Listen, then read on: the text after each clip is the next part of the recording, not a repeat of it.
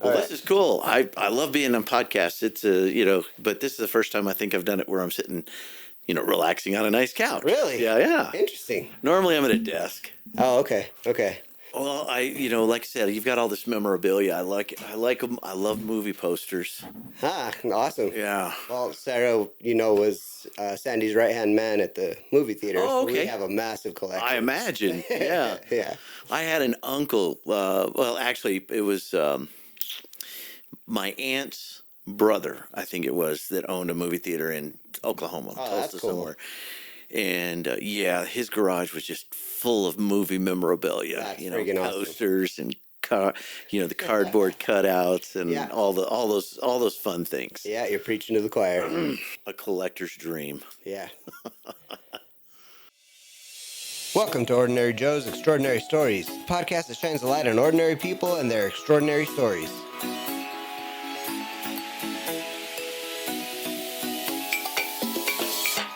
From small towns to big cities, we're sharing the real, raw, and inspiring moments that connect us all. Because every voice matters, every story counts. This is Ordinary Joe's Extraordinary Stories. Welcome, Joes. Thank you for joining me for another episode. Today I've got another special guest. So let me tell you a little bit about this guy. I went out playing disc golf the other day, and there was this guy just bumming around the park, and, I offered him a shave and a suit and asked him if he'd like to come and talk to me on the podcast. I'm only kidding. Yeah. Today's my special guest is Mayor of Rancho, Mayor Gregg. Welcome to the studio. Thank you for coming. Thank you, James. I appreciate it. And, we did have fun playing Frisbee golf, and you educated me on some of the things that we needed to do. Yeah. And hopefully we'll get some of those modifications made to that park. That would be awesome. Yeah, that would be great. Great. So I always start these things talking about how I know people, and I knew you a little bit more familiarly. Is that a word? Yeah, I think so. Yep. Before you knew me, in that sense, because my wife was the right-hand man to the theater manager in Rio Rancho. Yeah. We had fortunately got to attend several of your mayor's galas, which were a blast. Yes. So the first one we went to was the Star Wars themed one. Oh, yeah, that was fun. That one was way fun. And then we did, I think there was like a circus one. Yep. And then we did the magic one. Yep. So, yeah, we've been to several of those. And so I met you briefly, just in passing on those. But it wasn't until we went to actually, you had posted something on Facebook, and I had commented about asking a question about our neighborhood. And then you and I had a really pleasant, 20-minute conversation about it. Yeah.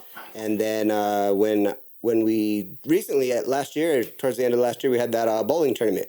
Yeah. And we were set up next to you, and I went and reintroduced myself. And that's when we got a little more familiar with each other. And then I invited you to disc golf and to do this, and graciously you've given me plenty of time, and I appreciate you for it. Well, I appreciate you inviting me, and I like to get out throughout the community and meet people. It's probably the favorite thing that I do, James. That's awesome. Just meeting all the different people around Rio Rancho, and if that means carving out some time to go throw a frisbee, then let's get her done, right?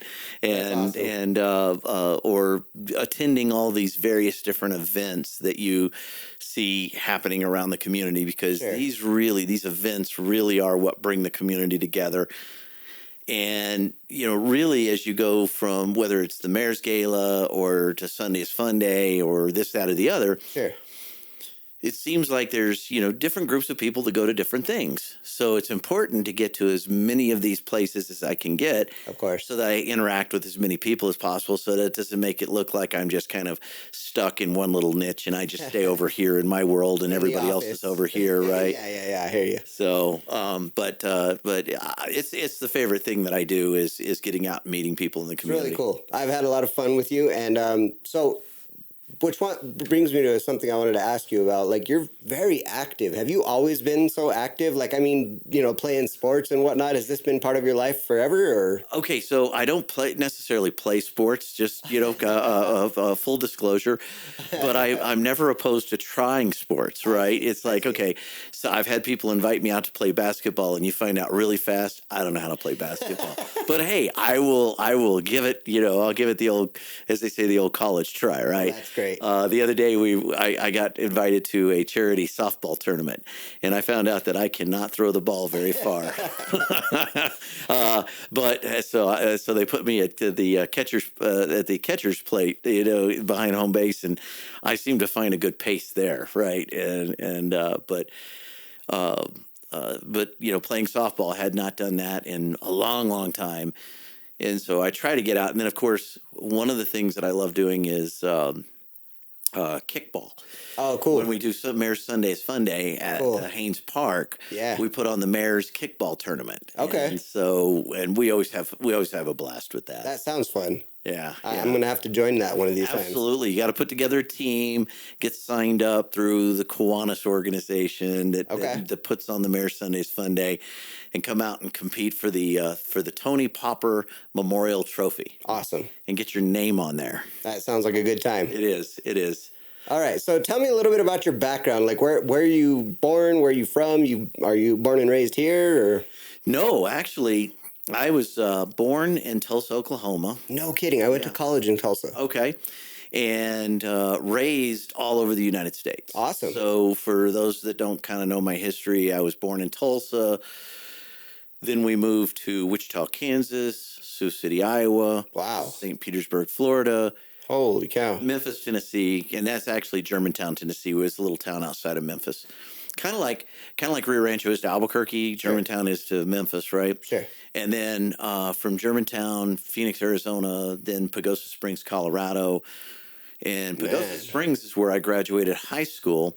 And then I moved out of my mom and dad's house at that point, moved to Santa Fe in 1986. No kidding. Yeah. Graduated high school in 1985, moved to Santa Fe in 86, and have been here ever since. Wow. So New Mexico became my home. Did you move so frequently because military or? My dad actually was in hotel management. Oh, wow. So we went from one hotel property to another. Interesting. And that may sound like a cool thing, but it was not. Did you guys live in hotels? Yes, we did. That sounds like awesome. No, it was not. It was not room service every day. It was get up, mom would drive us to school, and then and because the hotel is typically far from the school that she wanted us to go to, she dropped us off at school, and then as soon as school let out, she'd be right there to pick us up, take us back, and you spend a lot of time in the hotel room. That's because awesome. You're not allowed to just have rule of the property, right? You're not allowed to go around and just do whatever. Now, we did get to utilize in the summertime when it was warm the swimming pool. Awesome. But for the most part, I remember as a kid, man, we were stuck in that room, and it was really just watching TV all day. Once you got your homework done, it was okay, turn on whatever the latest Family Feud or Wheel of Fortune or whatever was coming on in the afternoon, right? Well, as an adult, that sounds like the dream. But as a kid, I bet you that was boring as heck. It was.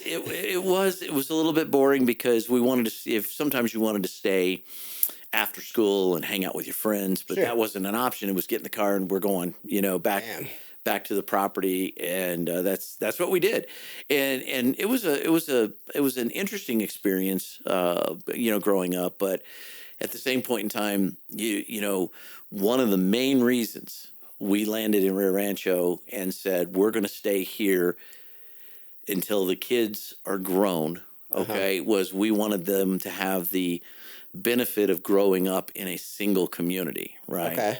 Because when you grow up in a community, you develop a lot of lifelong friendships, right? Growing up, because you start off in kindergarten and work your way all the way through college, which our kids have done. Awesome. And so they have this network of friends.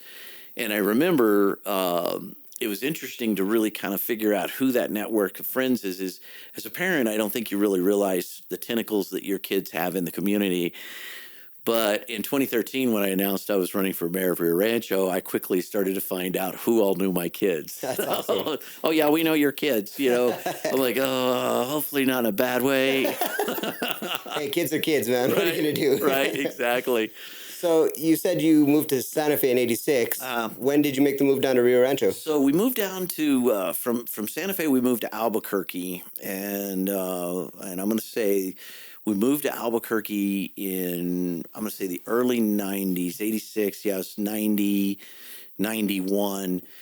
And then it was the late 90s, about 96, 97. We ended up moving up into Rio Rancho. Oh, that's awesome. Yeah. You've been here a while. Yeah, I've been here ever since. Awesome. So about over 35 years in New Mexico, and coming up on 30 years almost 40 years now in New Mexico. So we're coming up on 30 years in Rio Rancho. Dang. Yeah. What was the impetus to you moving from Santa Fe? Did you not like it up there? Or? So at the time, I was working for a car dealership at the time, and the car dealership closed. Oh, okay. And so a lot of the people it didn't close; it sold. It sold to another owner, and a lot of the employees ended up going to work for another dealership in Albuquerque. And I was like, well, maybe we should move to Albuquerque. And so we literally packed up the mobile home and moved it to Albuquerque. Dang. And started working for a dealership down in Albuquerque, and then eventually broke off from that and started my own companies. But got down here because, well, like I said, some of the people we worked with in Santa Fe had come down here, and it was just kind of nice to move into an area where you had people that you were familiar with. And sure. So we made the move to Albuquerque, and then eventually, when we were looking to buy a house, obviously Rio Rancho posed itself as a great opportunity with the schools and with the affordability of homes, because really Rio Rancho, when we first moved up here, the home Carrie and I were in was, I think at the time it was like $89,000 or $90,000, you know. Yeah, and now it was just a little 1,100 square foot house, and at this point, Carrie and I are we're a blended family. So she has 3 kids from her first marriage. I have 2 from mine. And so we moved into that little 1,100 square foot house and raised our 5 kids in there, and put them through Rio Rancho public schools, and it was good. It was a great little community to grow up in, and to have the kids there. Sure. They go right there to Mountain View Middle School. It made it very convenient, and the kids loved it because they could walk back and forth to school, and right. There was at that time, the neighborhood wasn't as developed out as it is today. Yeah. We didn't have the shopping center that's there, and we didn't have the library that was there. And which area are you talking about? Enchanted Hills. I'm sorry, okay. I should have said that. Enchanted Hills. Okay. Yeah. I've told this story so many times, I'm just assuming everybody knows, right? Fair enough. I leave pieces out, and you're like, oh, what's he talking about? Yeah. Well, there's lots of libraries and lots of shopping centers. Yeah. So. Well, at the time, there was not a library up in Enchanted Hills. That's for sure. Yeah, absolutely. And I remember the only library at the time was actually Esther Bone Library down on Southern Boulevard. Oh, wow. Mm-hmm. So now $89,000, that's a nice price for a house. 1,100 square feet or not, that's a great price. But it was. Even more modern times, the housing prices aren't bad here. I work in Los Alamos. I used to live in Santa Fe and have friends who live there, and it's just absolutely insane how expensive it's gotten up there. Yeah. But Rio Rancho seems to stay pretty steady. Yep. I mean, we do have growth, and of course the price of houses is increasing slightly, but it's not going astronomical like it is up north. Right, and that's what makes Rio Rancho a very desirable community. Absolutely. And we've worked hard to build an atmosphere here where it's affordable, great quality of life, people feel 100%, safe, 100%. Good school district.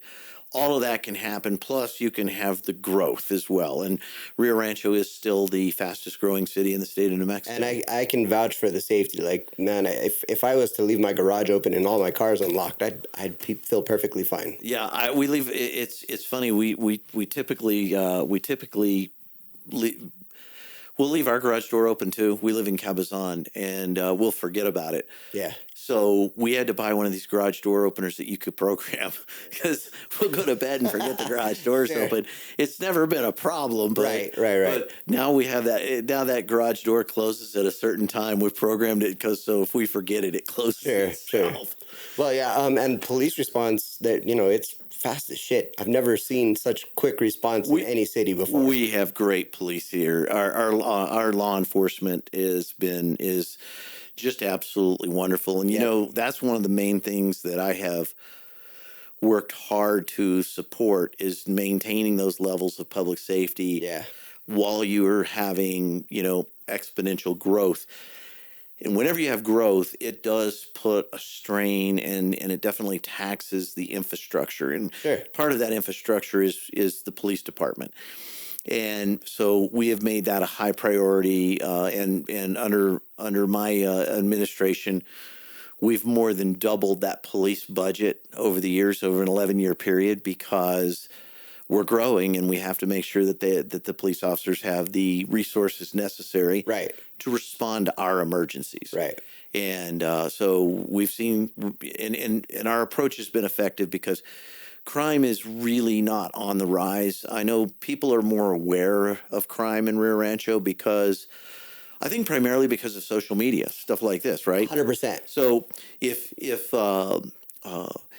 I was up in Enchanted Hills back in the 90s, correct, when we didn't have Facebook, if somebody's car got broken into 3 blocks over, that's right in your neighborhood, but you never knew about it. Unless you were a next-door neighbor, right? But now it seems very prevalent, and this is a good thing. This is actually a good thing. It is much more prevalent because when something happens, people immediately go to Nextdoor, Facebook, Instagram, LinkedIn, the Ring doorbell app, any type of app you can think of, right? People post this stuff up.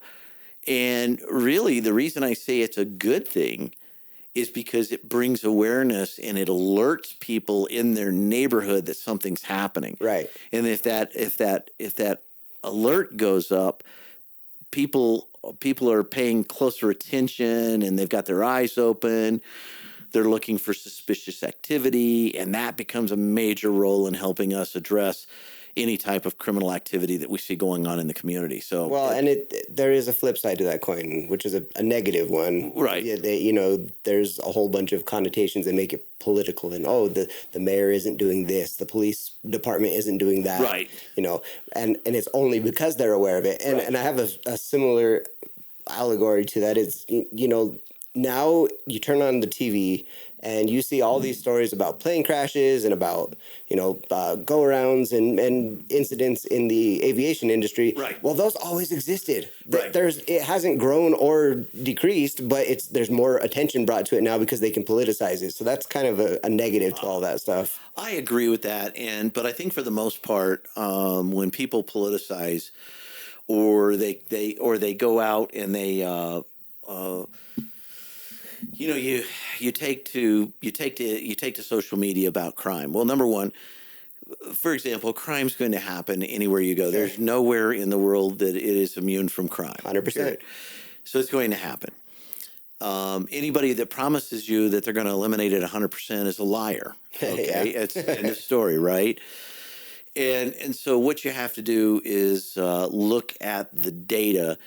And unfortunately, what you have is sometimes you have individuals that take to Facebook and they do this kind of more of a fear-mongering thing, right? We want to scare you into believing the current leadership is bad, right? Of course. And that's unfortunate. Now, don't get me wrong, in some communities it's warranted. But when you really drill into the data on what's happening in Rio Rancho, we've actually seen a decrease in total overall reported incidents of crime from last year to this year. It dropped 13%, and from 2 years ago, it dropped 17% in total overall reported incidents of crime. Awesome. And so we attribute that to a couple of things. Is for 1 year we had a spike in thefts from vehicles, right? Okay. So what do you do about that? The question is not whether or not you're going to have crime or not, right? That's not the question. The question is how are you going to address it? What are you going to do about it? Are you going to stick your head in the sand, or are you going to do something proactive? For example, what we have done has been very proactive in increasing the funding, adding more police officers, adding what we call the PSAs. So those are the public service aides. Those are not certified sworn officers, but they're out there kind of keeping an eye on the community for us, right? Right. Moving around, checking things out. Awesome. And when we had that spike in theft from vehicles, we went out and invested in these parking lot cameras. So if you've seen them in with the blue flashing lights, exactly in Target right there. I think there's one there now. And once we deployed these things, and then we started kind of upping some of the patrols of different areas, we saw a pretty rapid drop in those numbers. Nice. Right? So crime's going to happen. The question is, how do you respond to it, right? Sure. And that's where you have to have a plan, is that how you're going to approach it going forward. And there's some communities that go take it head on, and then there's some that kind of just, well, we'll turn a blind eye to it. Maybe it'll go away, and it's not going to go away. It's you've got to address those issues, one way or another. Right. So I do want to go back in the story and talk about how you got into politics, but before we do that, I've got a question. Okay. So with the growth of Rio Rancho, I noticed, several people have noticed and been posting and commenting about how we're getting low-income apartment complexes and things like that.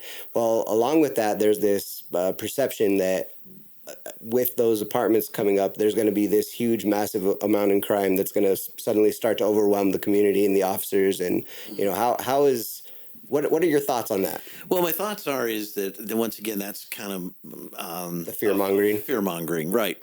So, number one, in the last 11 years, there's been one apartment complex built in Rio Rancho. Okay. And that's up in Enchanted Hills. Okay. And is that the one by Home Depot? Yes. Okay. And half of that one is senior affordable living. So that's great.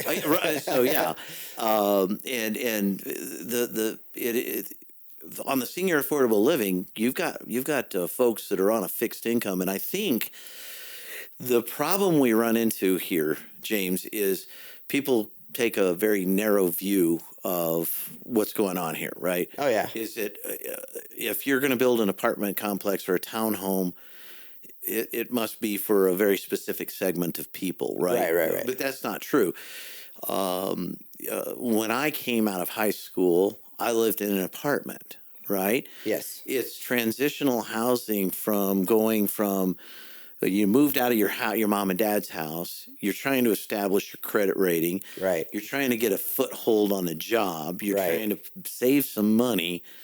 At the same time, you're probably trying to figure out how to make a payment on a car that you bought that's 30 years old, and you're having to put as much into keeping it running as you are making payments on it. You just said everybody's entire high school life. Exactly. See, so and all of this is very natural, transitional steps when you're dealing with the growth of a community. People want their kids to live in the community they grew up in, and an opportunity to have an apartment because you can't get a mortgage is a great opportunity. So these are not the evil things that people think they are.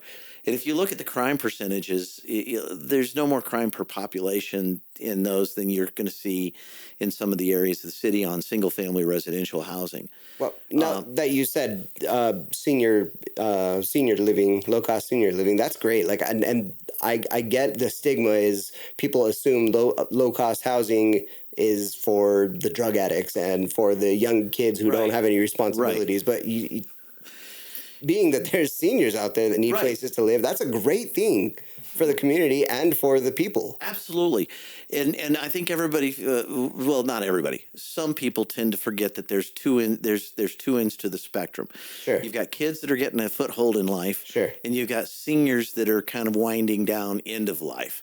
And they don't want to take care of a yard anymore. They don't want to. I don't want to take care of a yard now. They don't want to take care. No building maintenance and so on and so forth. Right. And then you have, honestly, for some apartment complex, what we're going to call market rate apartments or townhomes.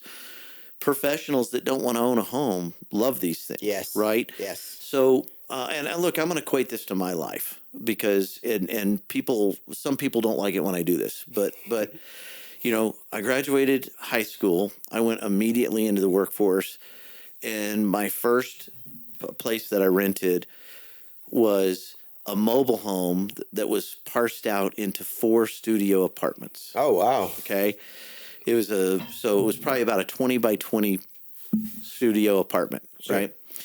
And then from there, I rented a basement of a house because these folks had remodeled the basement and closed it off and Nice. turned it into a nice little apartment. And then I moved to Santa Fe, where I lived in my first apartment, which, by the way, we couldn't afford it, so we ended up moving into a 14 by 52 mobile home. Okay. Yep. And then once we got the mobile home, well, like I said, when we moved from Santa Fe to Albuquerque, we picked up the mobile home and we moved it to mobile home community in Albuquerque. Nice. And then from there, we went to buying our first home. And if you lived in Albuquerque in the late 90s, there were really kind of two places you could afford to buy a house, and that was either in the South Valley or in Rio Rancho.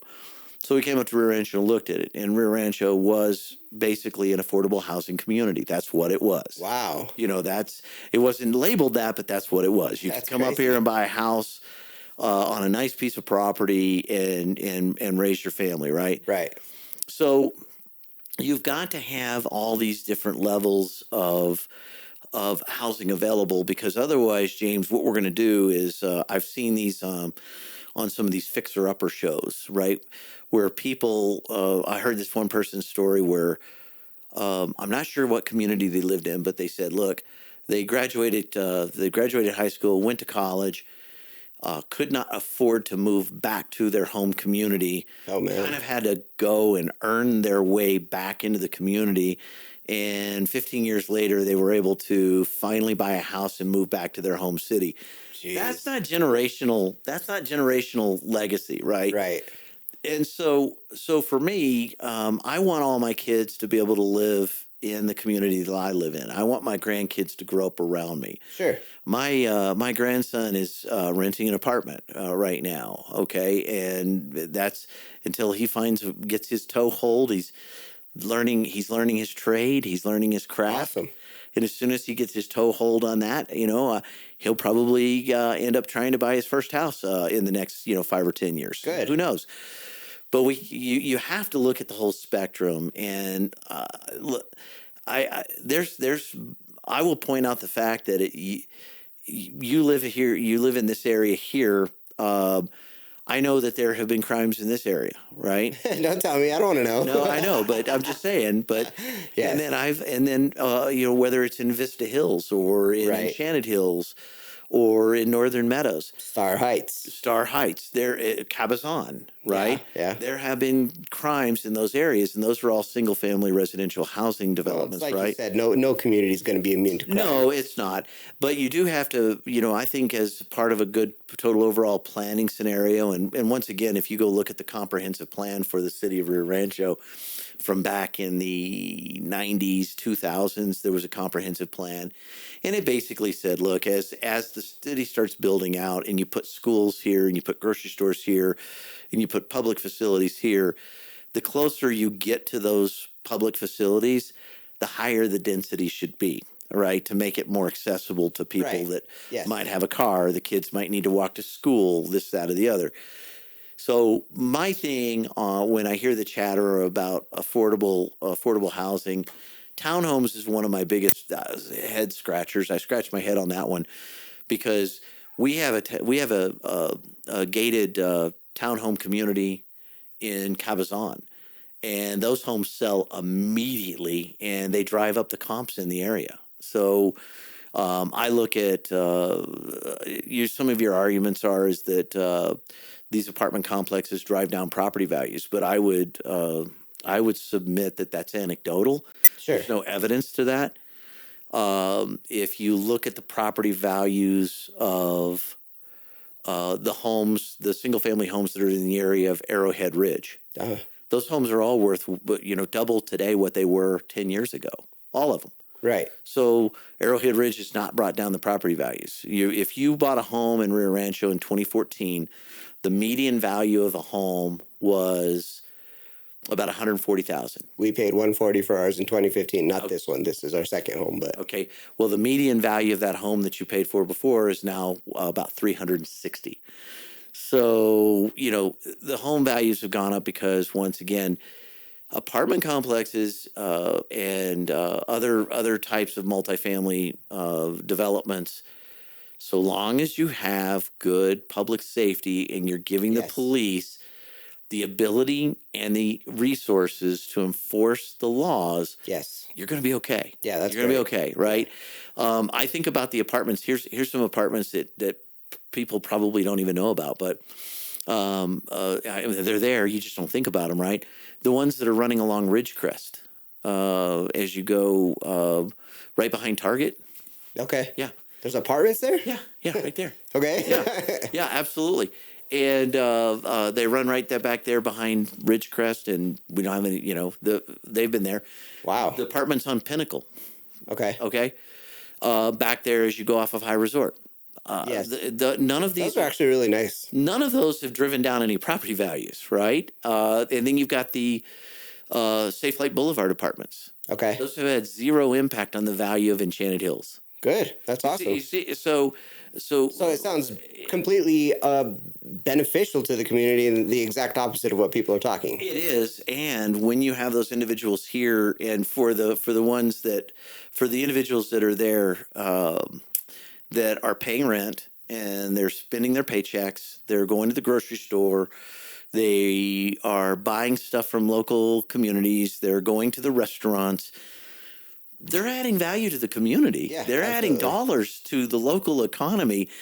And so what I would say to individuals, that are looking at this is let's not jump to conclusions. How about let's do a little research? Do a little research, find out what the numbers really look at, because that's the first thing I get when people come in. They go, this is going to drive down my property values. There's nothing to support that statement. Right. And so we have to look at it as various different levels of housing that are needed in order to grow a community and bring kind of a legacy situation to a community. So that's what I would say kind of along that. But that's a lot to say that you can't really put that in a Facebook post. I mean, you could, but you're going to have to break it into a few parts. Right. I lived in Albuquerque off of Louisiana and Central in the mid-'90s. And so, anything that I've experienced in Rio Rancho is nothing compared to what I experienced as a child. So, right. Now, with Rio Rancho's growth, is the city looking toward public transit, making things easier for people to get around, especially with those low-income communities? So yeah, and on that particular note, that is a question that I've been asked over the years is, what's Rio Rancho going to do for public transportation? I believe we live in a day and age where we need to reevaluate what we need to do for public transportation.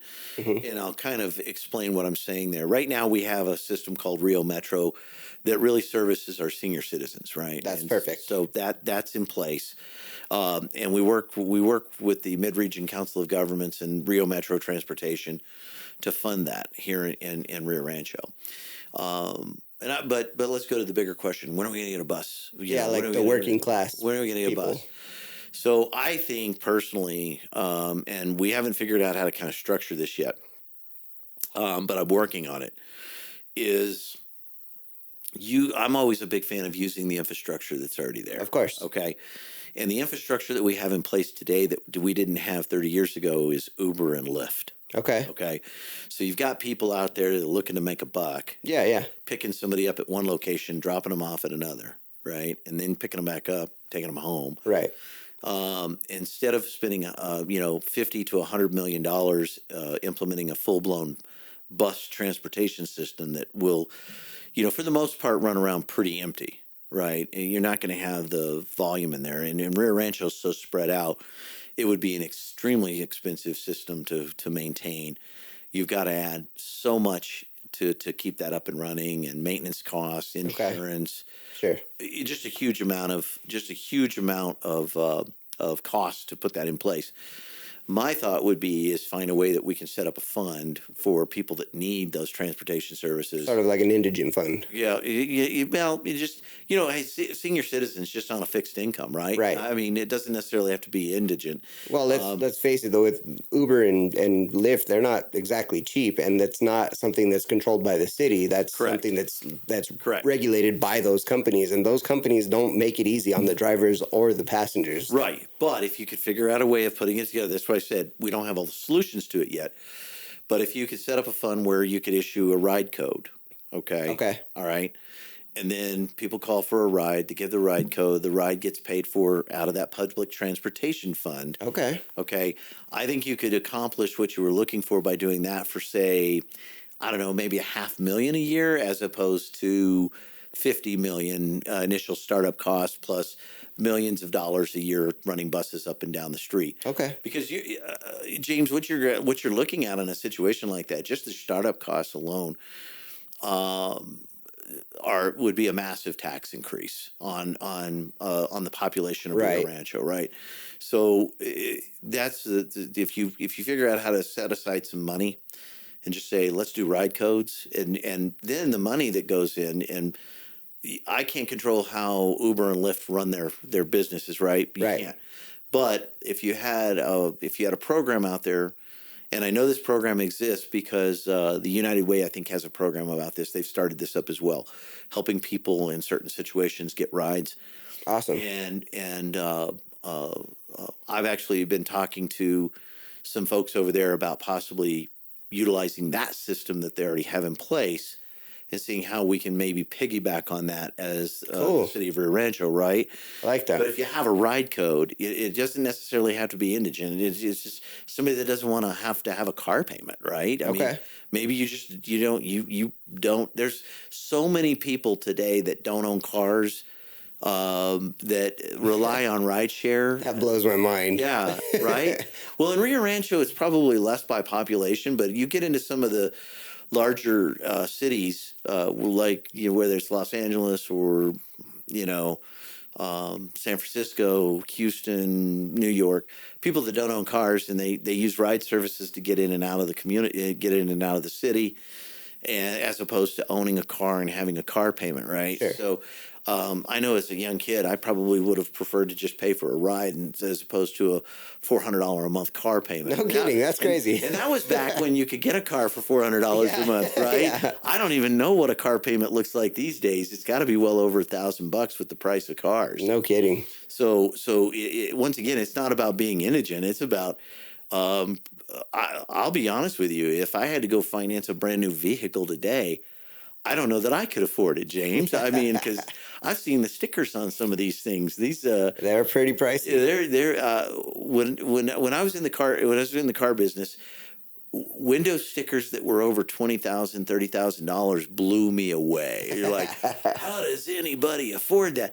Now, I was over at a location the other day, and I looked at the window sticker, and the window sticker was over $100,000. Yeah, I mean, that's wild. I didn't pay that much for my first house. Yeah, no kidding. Okay, that's the mobile home I lived in, I remember I thought it was expensive. I paid $14,500. Holy crap! For that mobile home. That's wild. No, wait. No. It was 14. No, it's 12,800. That's what it was. And my house payment was $208 a month. Wow. So when you think about this from an affordability standpoint, on ride service, it doesn't have to necessarily be anything about being indigent. It's just I don't want to, I'd rather keep my money and my cash in my pocket and be able to, go out and do things I want to do, like go to the movie theater whenever I want to, or go out to dinner whenever I want to. Right, they're still contributing to the community, so that's great. Exactly. But the nice thing is, if those Uber and Lyft drivers are here in the community, that money goes back into the pockets of a community member that actually is making a living. Right. So the money becomes very cyclical at that point. That's right? awesome. So that's why I'm a fan of that infrastructure that already exists, because it's taking public resources, creating a public benefit, not only the people that need a ride, but also to the people that are trying to make a living. All right, you sold me. All right. See what I'm saying? So you just have to kind of think those. There's a lot more to it. I mean, we tend to pin drop into a narrow point of view, but if you just step back from it, look at it a little more holistically, there are a lot of benefits that can come from.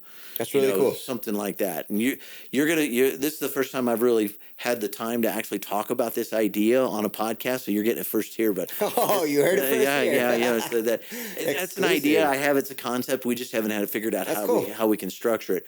But I did just, like I said, a friend of mine that is over at the United Way, they're starting to do United Way of New Mexico. They're starting to do something just like this. And we thought, well, if you've already got the system all set up and you've got it figured out, then, hey, this would be a great way to go.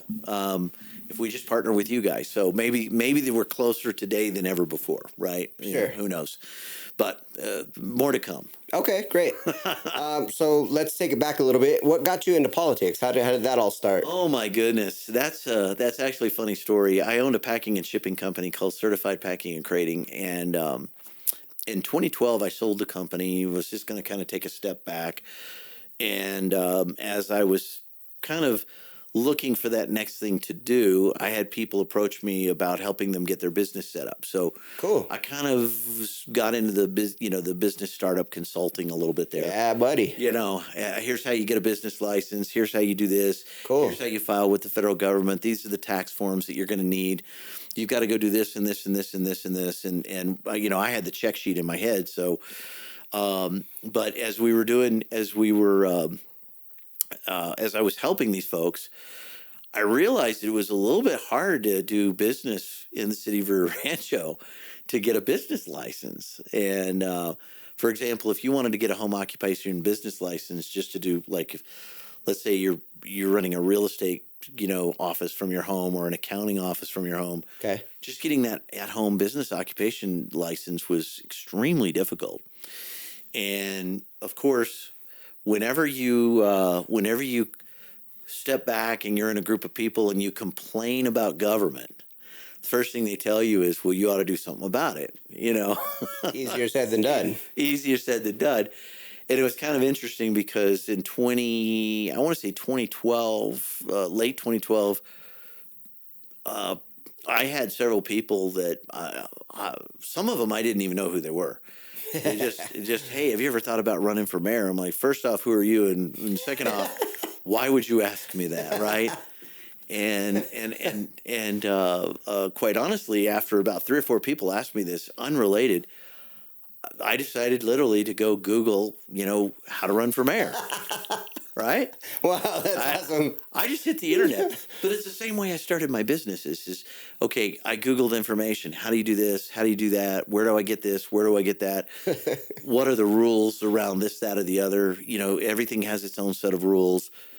And I started drilling into this and, looking into it. And then I started talking to people that I trusted to get an honest opinion about whether or not I should even approach this. And the more I asked, they were like, man, I think you should. I think you should. I think you should.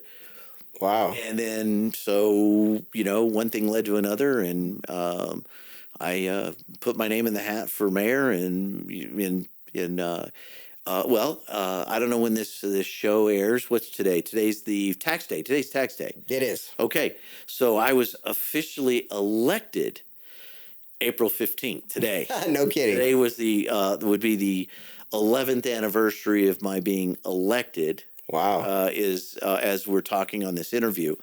Awesome. And happy anniversary. Well, thank you. And I was sworn in 3 days later, I think on the 18th. Cool. But I remember out campaigning and I thought, man, turnout's going to be horrible today, and if people do turn out to vote, they're going to be angry because it's tax day. and interestingly enough, it was the week leading up to Easter, so a lot of people were out. So I think kids were on spring break. So I thought, oh man, this is not going to be good. But anyway, when the runoff was over, we had 65% of the vote. And, wow. When the tally came in, James, I'm not going to lie, had a bit of a panic attack. You're like, okay, I'm the mayor of my city now. That's wild. What does that really mean, right? What does that feel like? It was very surreal. And my wife and I looked at each other and we just said, "Oh," I said, "What have we done?" And she says, "No, what have you done?" You did this. You did this. I was just along for the ride, and I thought, oh my goodness. And but you know what? Went in, got in the office, started working with all of the staff and formulating a plan, and we just kind of moved it on forward from there. But I'm not going to lie, that next morning when we got up and my face was all over the news, it was like, okay, it was a little surreal. My heart was beating a little fast, and my wife started to cry. And I said, "What's the matter?" She says, "Everybody knows us now." And I was like, "Yes, we were pretty, just everyday average individuals I'm just a citizen in the community like anybody else, right? I raised my family here. We want to see the best for this community as well. I want to leave a better community for my grandkids than what I took on. And so, all that being said, we wanted to serve the community. And what an incredible honor it's been, James. That's awesome to serve. And this goes back to where we were talking from the beginning, is how I get around in the community and how I really like to be out and a part of the community, because the people of Rio Rancho are my neighbors, and they may not agree with everything I say and everything I do, and they may not understand every decision that gets made. But one thing that I like to point out is I live here too, and I want this to be a great community for everybody, right? And so that's always the number one thing that we think about is how can we move the community forward and just make it that amazing community. And quite honestly, I only say this because it's a fact. But if you go through and look at all of the national accolades that the city has received over the last 10 years, those are outside agencies looking in. And look, when you're inside the bubble, you're a little more critical of things that are going on, right? Sure. But when you have people outside the bubble looking in and they're saying, this place is amazing. I don't know if you saw the article. There was an article that somebody published about Rio Rancho that's a hidden gem. I haven't had a chance to look at the article yet, but it was just this stunning write-up of the city of Rio Rancho. How I'd love to read that if you wouldn't mind sending me it. Yeah, I somebody texted to me the other day. They're like, Awesome. did you pay for this? I'm like, no, I don't even know what this. I don't know what this is. But somebody came to Rio Rancho and just thought it was amazing and assessed it and looked at how we're situated between Santa Fe and Albuquerque and the things that we have access to pretty rapidly, like all the national parks that we have access to.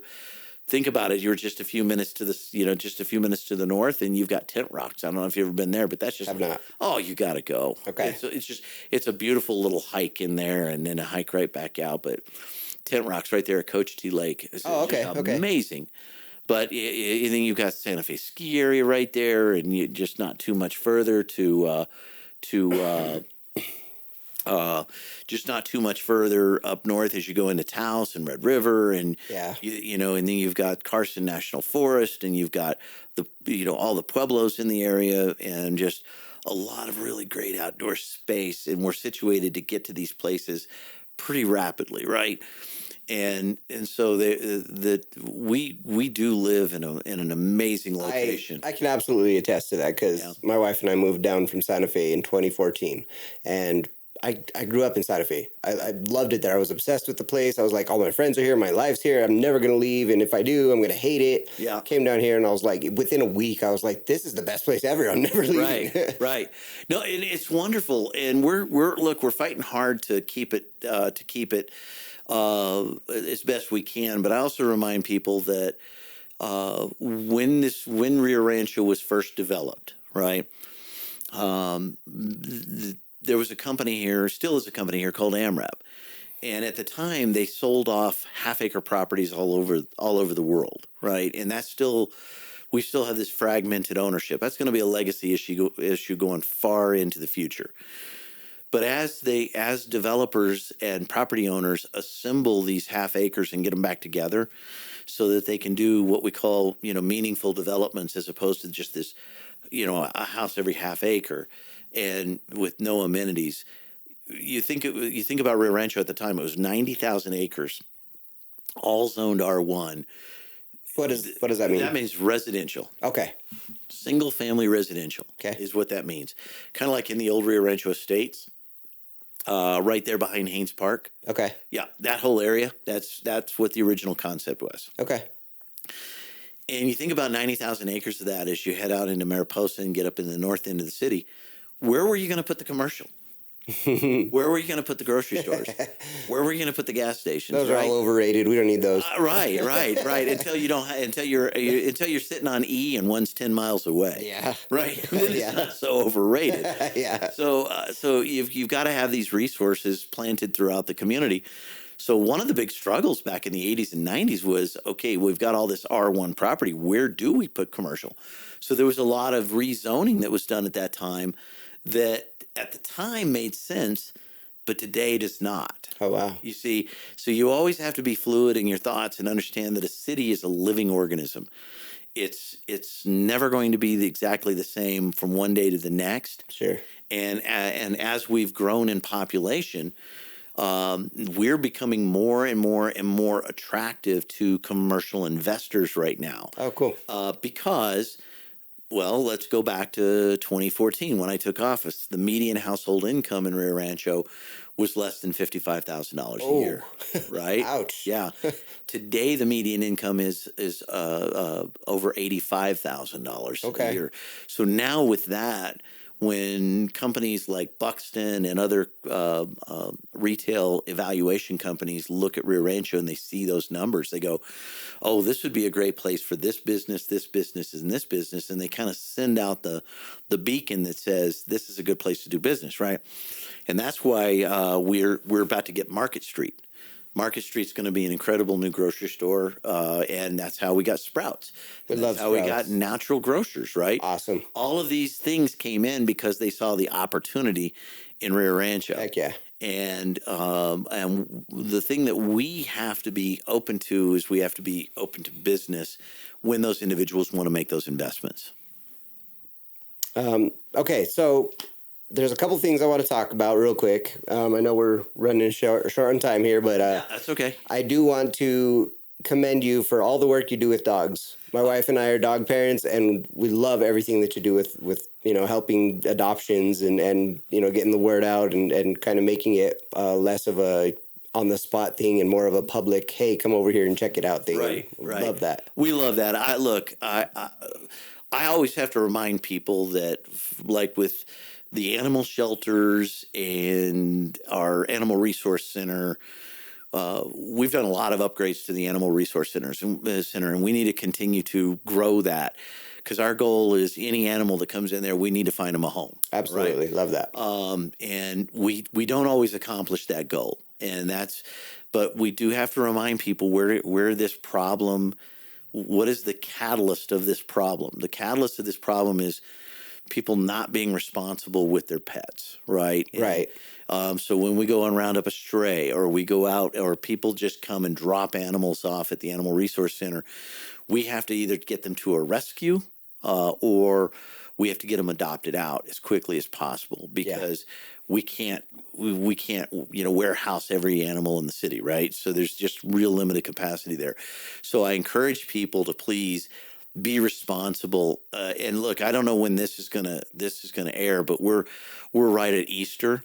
Yeah. Okay. Don't buy a rabbit unless you know what you're doing with a rabbit, because we get them turned over, or they get turned loose into the desert because people don't understand what rabbits do. And if you've ever had a rabbit and it gets loose in your house, it will chew up everything and it will leave pellets everywhere. Oh yeah. Okay. And they just chew.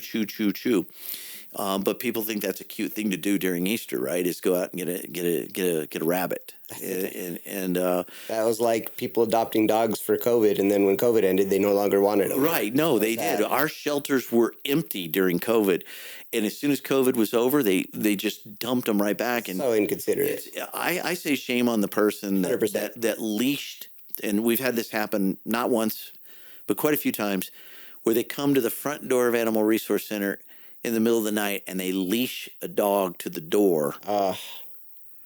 And the leash is not long enough to let the dog lay down. Oh my gosh. Okay.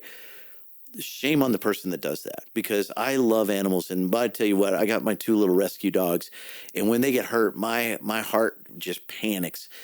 Sheldon got attacked pretty well by a dog the other day, and man, when I thought he was a goner, and I just hate seeing these animals go through any type of trauma whatsoever. But our goal is to bring awareness to it. Yes. And try to get these fur babies out to good adoptive homes that'll take good care of them, right? Yes. And let them live happy lives. Well, appreciate you for being proactive about that when most people just kind of turn a blind eye. It's very, very sad, but we do appreciate you for that. You know, James, it's one of those inner workings of a city. Cities have all these different things, these different mechanics. Okay. And boy, I'll tell you what, when I became mayor, you were focused on a few of the mechanics that were kind of the things that you were critical of. But when you get in and you realize all the other mechanics, there's a lot there. Yeah. There's just a lot there. Okay. All right. So the last thing I wanted to talk about is your longevity. You've been, well, real quick, I have a totally off-topic question, but how long have you been married to your wife? You guys been together forever, right? Over 30 years now. Married? Yes. Wow. Yeah. That's impressive. Yeah. What do you attest that longevity to? We love each other to death. That's perfect. We love each other to death. Like an easy solution. That lady is a saint for having to put up with me, because James, I've bounced from one thing to another in my life, and she's just put up with it. Oh, Meryl, you're preaching to the choir. I have one right in the other room right now, so I fully understand. The last amazing. thing I wanted to touch on, though, is your longevity in your position as a mayor, and you've been there for a long time. Yeah. What's the plan for the future, and what do you attest your longevity to? Right. Well, so number one, I attest my longevity to the fact that I've worked very closely with the citizens of Rio Rancho, and they have been extremely supportive of me. On that note, I want to say that you are an ordinary Joe. Don't take it the wrong way. I consider you just an ordinary Joe. That's why, the name of the podcast is Ordinary Joes. I wanted to have you on here because I am that comfortable with you as just another dude. And I want people to be that comfortable. I got a phone call yesterday. The lady dialed my number, and when I answered, I always love this. It never gets old. I've been the mayor for 11 years now. Right. And you can always hear a little catch in the voice going, wait a minute, I dialed this number. And the mayor just answered the phone, right? And that's what I want people to know, is that I want to be accessible. I may not be able to solve all your problems. Sure. I'm just a man, a human being like anybody else. But I've been given this great honor of being the mayor of my city, not just once, not just twice, but 3 times. Awesome. And the overwhelming support that Rio Rancho has given to me and my family, I can only say how much I just love this community, and I love the people of this community. Does everybody in this community like me? No, but I always try to make sure that if you don't know me, give me the shot. Oh, absolutely. Give me the shot. Well, I will say that but prior to knowing you, I didn't know your political alignment or anything like that. And it may not even be mine. That's all irrelevant. You're doing a great job, and you're a cool person. So, well, thank you. I do appreciate that. And that's what I want to do. I want to do a good job, and I want to involve as many people as I can in the process. Great. And so listening and taking advice and processing as much information as I can is so critical and important to being successful. But the citizens have been amazing to me. That's awesome. If for anybody that's listening to this podcast as we're wrapping this up, I just want to say thank you, and how humbled I am by the support. Because not every mayor, as you know, gets the kind of support that I get. But, and look, and that's the other thing, is you'll have people that'll kind of chide online about stuff. And I get it. That's just people that are concerned about one thing or another. And I completely get it. But the best way to solve a problem, like when I did, is I had a problem with the way the city was doing business, so I ran for mayor. And You did something about it. and I did something about it, right? That's great. We're not going to solve the world's problem on Facebook or Nextdoor, right? Are you kidding me? Yeah, right. We have to put hands on, and that's why I'm never above. I'll go out and clean up illegal dump sites. The other day I was driving by and I had my personal pickup truck. When I have my personal pickup truck and I see something, I grabbed I'm not trying to toot my own horn. It's just we all have to pitch in. I grabbed a shopping cart and threw it in the back of my truck and took it back to where it belonged. Awesome. Because there was a post online. Somebody put a post up of an empty shopping cart and made a comment about homelessness. Well, an empty shopping cart is not a homeless situation. It's somebody took the cart from here probably to get their groceries home and just abandon it there, right? And we have that happens in Rio Rancho. So I'll just go, I was in Cabazon and they left the shopping cart in Cabazon Park. And so I was like, wow, I got my truck. So I backed up, threw it in the back of the truck, took it back to Walmart and dropped it off in the cart corral and went on about my merry way. And for the most part, that's what you see in Rio Rancho. You see people just stepping up and doing something. And That's so great. whether it's cleaning up illegal dump site, picking something up that looks out of place, returning it to where it belongs, these things are going to happen. Yeah. You're never going to be able to stop them all. But as long as we're still a growing, booming city, these things are going to multiply. And that just means that the more that we have to step up as a community, and as you said, be that average Joe. Yeah. Right? Yeah. That's what we, and government or the mayor, neither the mayor nor your city councilor, nor any elected official is going to solve every problem in your community. But I do know that in Rio Rancho, when everybody comes together, we have so many volunteer groups in this city that just step up and take care of people. Awesome. And it's incredible. And that's why I like to go to those places and celebrate those people, because they're doing something that if it was put on the government to do, we wouldn't do it as well as they do it. That's awesome. That's big accolades. It really is. It really is.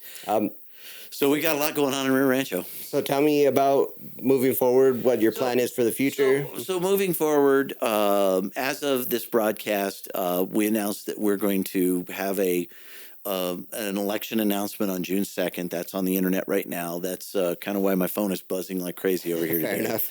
That we'll be making an announcement about a gubernatorial run on June 2nd. All right. We're not talking about it right now because once again, we're going to do all the announcements and we're going to do all of the discussions on June 2nd. Right? Okay. But right now we're in the process of kind of putting all that together at this moment. But at the same point in time, I have to remind people, I am the mayor, going to keep being the mayor, still the mayor. Good. I've got a job to do. I was elected to do a job.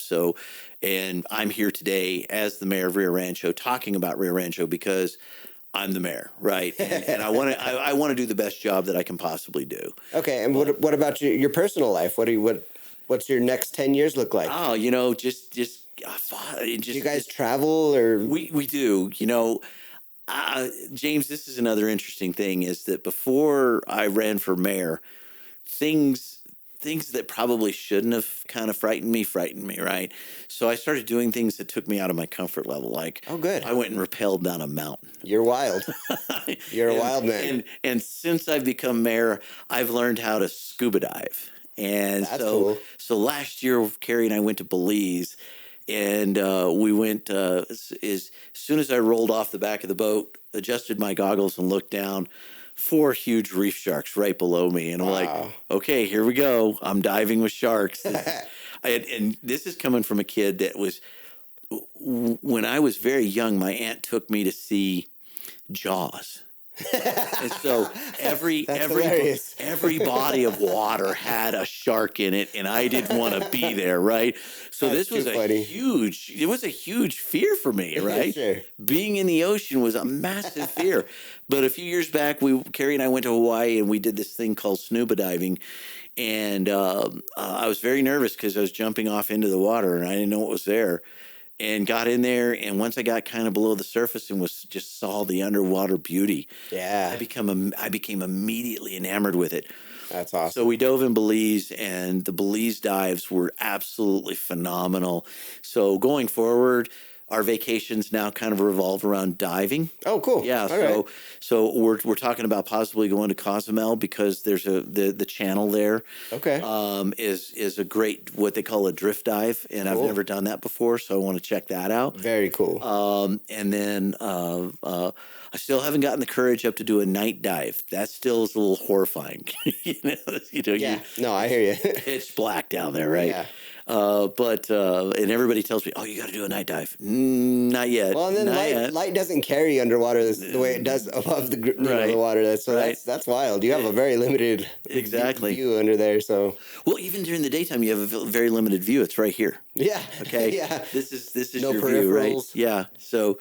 Yeah, that's awesome. And that's so it was doing new experiences. So going forward, going to challenge my fear factors and do stuff that I probably wouldn't do. Good. Not going to bungee jump. Not going to skydive. Good. I'm done. No. Yeah. And I'm not going to base. I'm not going to do base jumps. That all sounds legit to me. Yeah, absolutely. But we'll do other stuff, and just have fun and hopefully serve people, because that's what we've been doing for the last 11 years. Perfect. Is trying to serve people the best we can.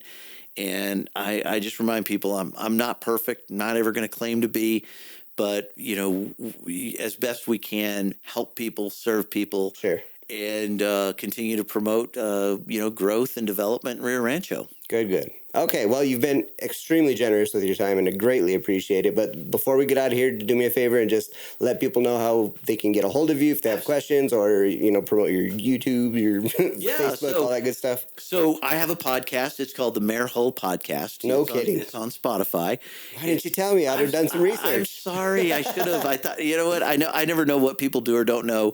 But the podcast, it's the Mayor Hull Podcast, and I do an interview weekly on KDSK Radio. It's the Oldies station. Okay. Here in Rio Rancho, 90. Oh my goodness, 92.8. Okay. 92.8. And if I'm wrong, I apologize. I do an interview with Derrick Underhill every Sunday morning at 8 a.m. on KDSK, and then we upload that to a podcast. And so it's generally between a half hour to 1 hour interview of all the stuff that's happening in Rio Rancho. So go check it out. All right, cool. All right. Well, again, thank you so much for doing this. I really appreciate you. And we'll have to get out and do some more disc golfing soon. Absolutely. Thank you. All right, buddy. Have a great day, and thank you. All right, bye-bye.